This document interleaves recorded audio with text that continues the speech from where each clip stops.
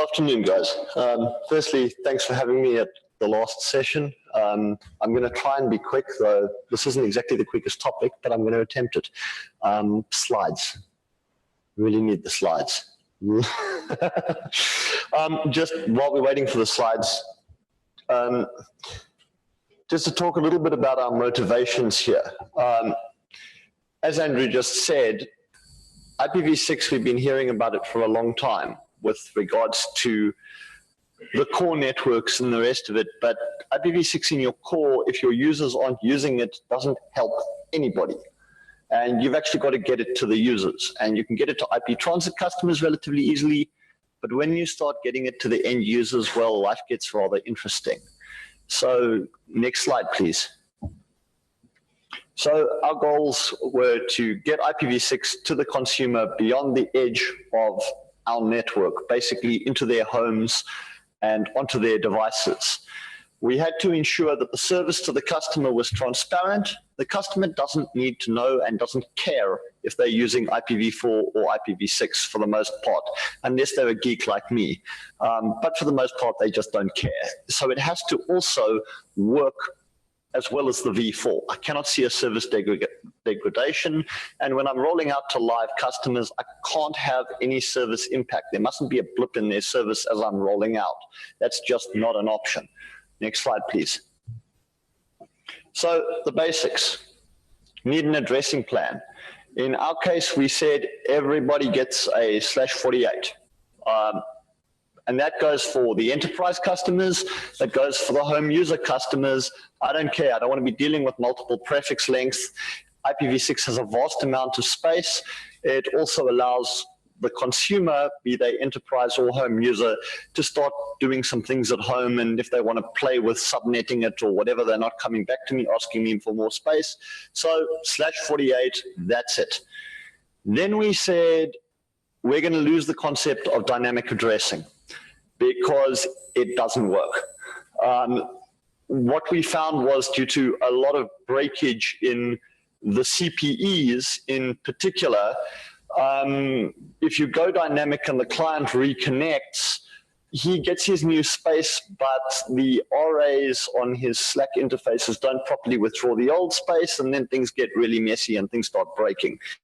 So the simple solution to this was just give everybody static space, which is also nice for them because they can do all sorts of funny things which you couldn't do in a legacy environment.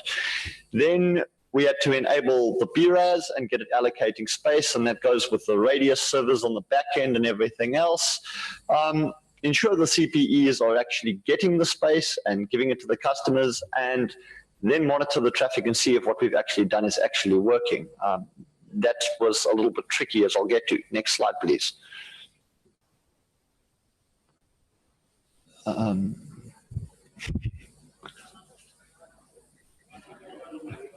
Okay, next slide. So the challenges we faced, as I said, we attempted dynamic v6 allocations for all of about 24 hours and went, whoa, this just isn't working. So we did some very late night reworking of back-end systems and working till 3, 4 in the morning. And our back-end provisioning system now supports actually allocating static address space using, we basically use a formula against the username to derive a static address, which ensures that it is always unique. Then we went and did our BRAS configuration, relatively simple, not too issue issues, and that goes for both the Howie and the Cisco BRASs. My compliments to the vendors there, though I will say, if you are attempting to do this and you're attempting to do it purely by the documentation on the website, you might want to ask Cisco for some other documentation other than what they have, because wow, what a mess. They tend to conflate IPOE and PPPoE in their documents, and it's unreadable. So that's just a heads up. Then we got to the CPE layer, and suddenly the wheels fell off. I'll get to more of this in a second. But bottom line is, v6 was pretty simple until you got to the CPE layer, which is actually where you're wanting to take the v6. though once you've done all of that, you've still got to deal with your happy eyeballs when testing and monitoring. And while happy eyeballs as a concept is really, really nice for the consumer, it's a real headache when you start testing, because unless you actually turn off your V4, it's kind of hard to see what's broken because everything just falls back to V4. And we had some very interesting issues with that until I turned off my V4 to figure out why I wasn't getting any V6 traffic. So that's something to watch. Have a test bed that actually is V6 only to test things. Next slide, please. So the CPE issues. CPEs had to be cheap. When you're going into mass market in Africa, if you're talking anything much over about $50 a CPE, US dollars, you're starting to talk something that's not affordable to a lot of the consumers. So you're looking for a cheap device. It has to support TR69 if you're doing mass market, because you've got to be able to manage these things. No TR69, you're going to end up in trouble. It won't scale. And then you get to the MikroTiks, which was what we started with. They don't support TR69. So the good news for MikroTik is I have a whole bunch of their stuff out there. The bad news for MikroTik is, sorry, I won't have for much longer because you don't support TR69. So if anyone from MikroTik is watching this, get your butts into gear. The next thing is that on the GPON networks, your OLTs are typically, your ONTs, which are your customer end devices, are typically locked to your OLTs. So if your ONTs don't support V6, it's time to have a fight with your vendor. More on this in a second. Next slide, please. So every single CPE we tested had some issues. Alcatel ONTs did not support IPv6, and getting the firmware that did was kind of challenging. It started with a conversation about vast amounts of money and ended with a conversation that said, forget it, I want my firmware, and some nice fights, and well, eventually I got some firmware. But basically there are a lot of vendors out there that are going to attempt to bill you lots of money when you start asking about V6. And one of the arguments I heard in this was, well, elsewhere in the world, IPv4 has run out, so V6 isn't an option. In Africa, it's a luxury, so you can pay for it. Well, no. Sorry, just no. But if you stand firm, they actually can give it to you, and that's what we did, and we got it. MikroTik got good V6 support, in fact, very good V6 support. But there's no TR69. It's a non-starter, so think again. Interestingly enough, the best V6 support and the most compliant seem to be the D-Link devices in the cheap end of the field. Unfortunately, D-Link has a very bizarre default firewall setting that says, we'll support it, we'll turn it on, we'll give it to the clients, and then we will firewall it all in both directions. So you can't go in or out until you actually manually go and disable this. That's a slight problem. The TP-Link stuff requires loading OpenWRT. This is nice if you're a hacker geek that want to go and play with TP-Link hardware and load OpenWRT, but for mass market consumption, that's not an option. Then we get to AVM Fritzbox, and AVM is something I started looking at, and they're actually a really great company. I phoned them up and I said, hi, I want to test your CPEs. And about 3 or 4 hours later, one arrived at my office from goodness knows where in Nairobi.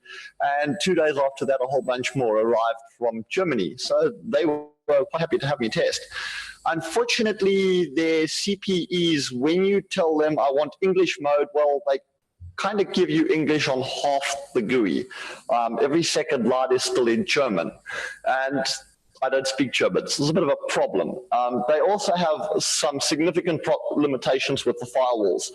On the Fritzbox 4020, which is probably the cheapest of the boxes and the most cost-effective because some of AVM stuff is expensive, you can't turn off the firewall coming inbound. You can go and happily browse outbound, but you cannot disable that people can connect back. So that's something that we're addressing. Next slide, please. We're still deploying the MikroTiks without the TR69, but we're still looking, and AVM is providing hope. They've shown a lot of willingness to work with us, and the message to AVM is if you want to work with us, we'll buy a hell of a lot of your hardware, but fix it first. And they're the one vendor that actually seems to be quite willing to work. We finally got V6 onto the ONTs. Both the Howie and ALU ONTs are now V6 tested and vetted. So we are now in a position to do the V6 on the GPON networks. That was quite challenging. Our BRASs are both Cisco and Howie. They both handle the V6 perfectly fine on the PPPoE, which is what we use for various reasons. Just one note about that, as I say, the documentation, good luck. I would suggest you find someone who's done this first. Speak to me, speak to anyone else who's done this if you're trying to do it, because if you spend your time with the documentation, you'll be doing what I did and working till 4 in the morning every night for a couple of weeks trying to figure out what it says. We've got over 1,000/48s allocated and active in Kenya. What we do is we bind a single /32 to each of the BRASs where we are doing this, and we just keep allocating 48s out of that. That gives us 65,000 customers per BRAS. If the BRAS is actually scaled to 65,000 customers, well, we haven't got to the point where we've tested that, but then we'll put down more BRASs, no big deal.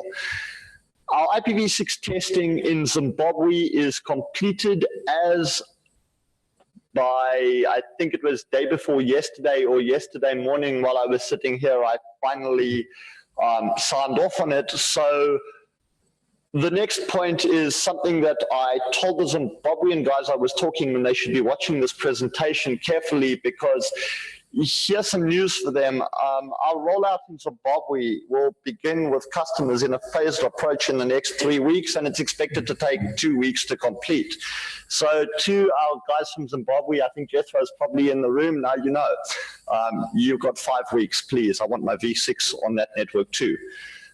We've also started testing our V6 on our Zambian LTE rollout. I had a request the other day from one of the guys there, and we are working on that to get it done. But basically, our home user consumer market products, it's live in Kenya, it'll be live in Zimbabwe in the next 5 to 6 weeks, and our LTE networks, wherever we roll them from now on, will have it. So yeah, I mean, our consumer stuff is now V6 ready. Next slide, please. And I leave you with this statement: the sun is setting on V4. And Liquid's ready for IPv6. Is your ISP?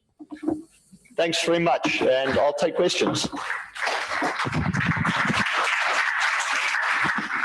Thanks, Andrew. If you could pick up this mic, I think you probably would have just done a mic drop at the end there. Yeah. Is your ISP? No. I think we might have some time for questions, probably about 5 minutes. Yeah. Does anybody have any questions for any of the panelists?